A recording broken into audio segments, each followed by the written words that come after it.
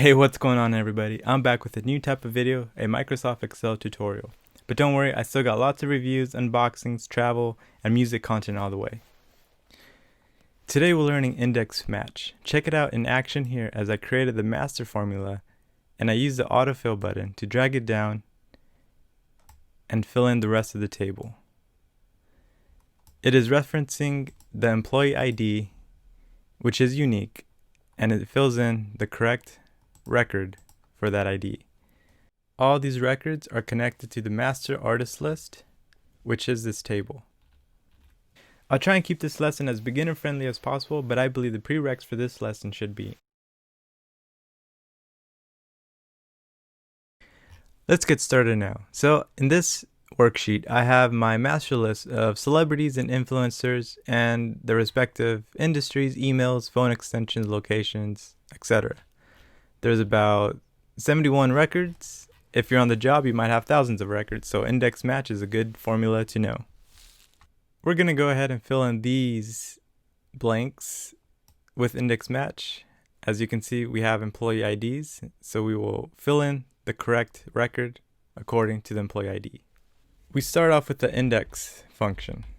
Since we want something returned to us, this is what the index function does.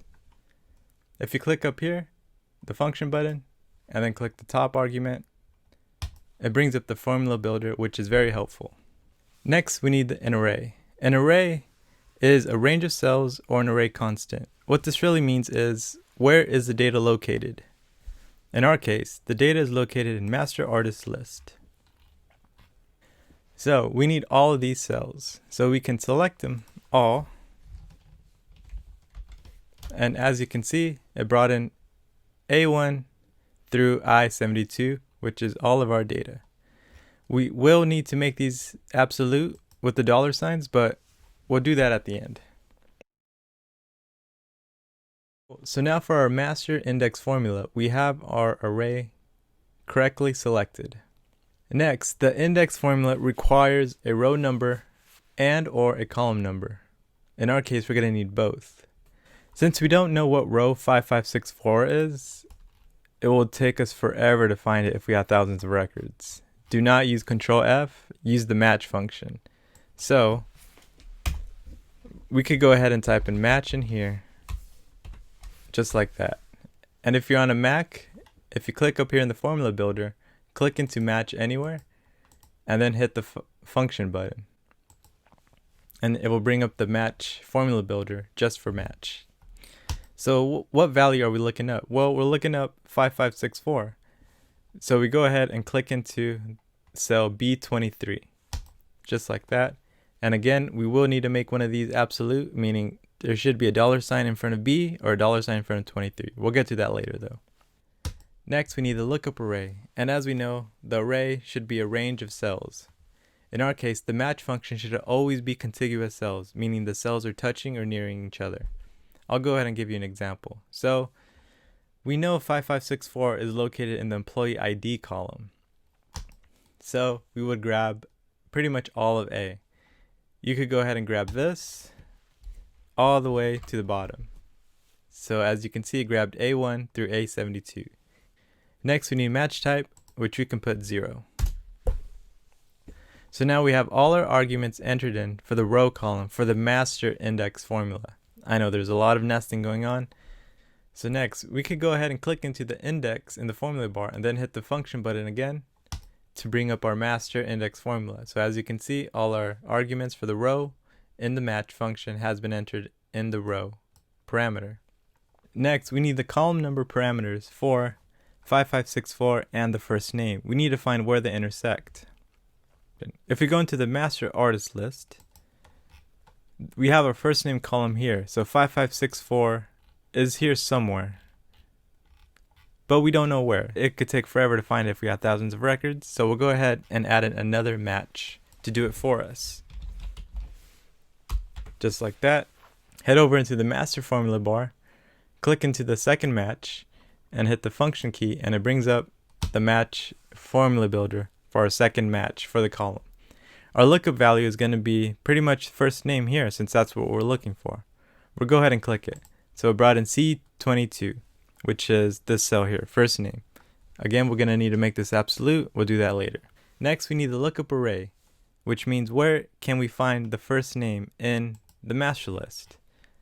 We find first name right here. So we could go ahead and grab actually all of A1 through I1, just like that. For match, we're going to go ahead and put 0. Head back into the master index formula, hit function, and as you can see, we're almost done. Pretty much we just need to close it with the parentheses.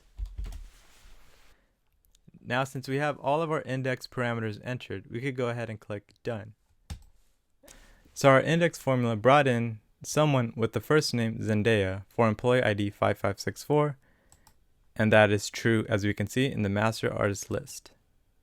Now the next step you might want to do is drag it down to fill it in. If we do that, look what happens. We got an error. If you get an error like this, you can go ahead and trial and error by clicking the correct formula and the wrong one and see what's happening in the formula bar. Look what happens when I toggle on and off. As you can see in our master formula bar, some of the table arrays have shifted. This is because we use a relative reference for our cells, meaning some of our cells need to have the dollar signs in front of it. Let's go ahead and fix that now. Our first step to fix it is knowing that our entire table consists of just these cells, A1 through I72. And as you can see, if we go into one that's broken, it's shifted from A1 to A2 to I73. So to fix that, we can go ahead and lock it in with the dollar signs. Press F4.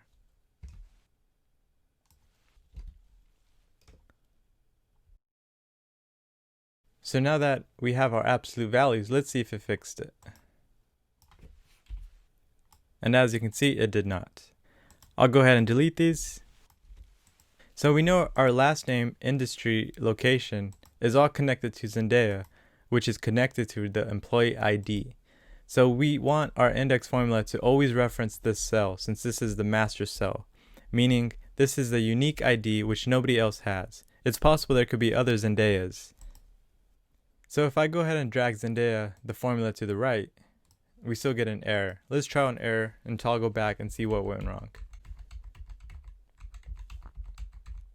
And as you can see, the correct record Zendaya is referencing B23, which is this cell, but the broken cell is referencing C23 for the match.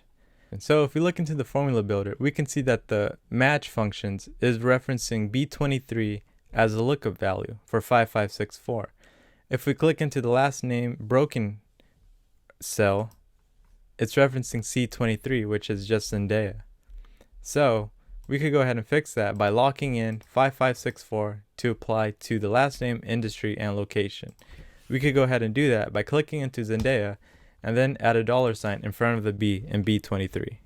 This makes it absolute, so whenever you use the formula to drag to the right, it will always reference 5564 with our match parameters. So now that we updated B23, so now that we have our master array correct in our master index formula, our row number argument in the master index formula is correct. All that's left is to take a look at the last argument for our master index formula, which is the column number. Because if we go ahead and drag the formula to the right, we can see that it's given us an error. Since we know Zendaya's last name is not 5564, her industry is not Coleman, and her location is not IG, Instagram. So if we try on error and toggle between the correct one, which is Zendaya, and the wrong one, which is this cell here, or this cell, or this cell, we can see that something's shifting in the formula bar. As you can see, for our column, it should always be A1 through I1, which is employee ID to pay rate to how many headers you have.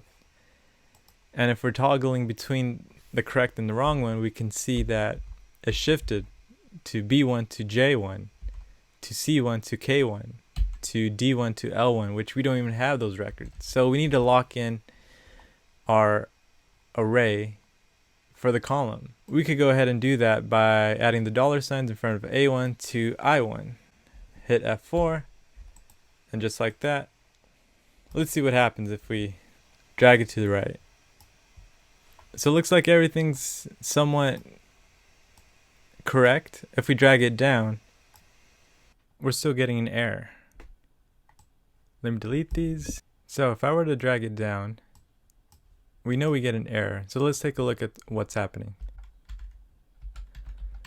As you can see, the match column lookup value is changing. So we know these cells are tied to their respective employee ID, which is 5564, and the lookup value for the column is this one here, C22. For the Coleman last name, it's referencing this one and being matched to the column of last name. Same for this one, the industry is tied to the employee ID with the column industry, all being matched to the array column, which we set up as these here. And we have it locked in, which is good with the dollar signs. So we want to be able to change the column, but keep the row locked at row 22. So that means this cell here, this not available C24, it should still reference this as a lookup value and should reference these as well. So to do that, we would need to add a dollar sign in front of the 22 in C22 for the lookup value for the match in the column number for the master index formula. I know that sounds complicated, but it's super easy. What this really means is we're going to lock it at row 22, but the column can change. So by adding the dollar sign in front of the 22, that means we've locked it at row 22, but the column can change. Meaning, if we drag it down, we get the proper, correct record. So that means John is 6570, his employee ID. If we drag it to the right, everything should be fixed now. So it looks like John Legend, great guy, great musician. His employee ID is 6570. You can see he's in the music industry, and his studio, if you need to find him, he's at Studio 28. If we drag it down, we get everyone's correct information properly inputted. That's it for this video, guys. I know this is probably my longest video on my channel so far. I know it seemed pretty complicated, but feel free to let me know in the comments down below. I plan on doing some Twitch live streams on index match, so feel free to tune in when I post about that. I got a lot more videos coming out, guys. I'm so excited to put them out. Thank you for watching. If you made it this far, you're the best. I'll catch you in the next video. Stay safe. Peace.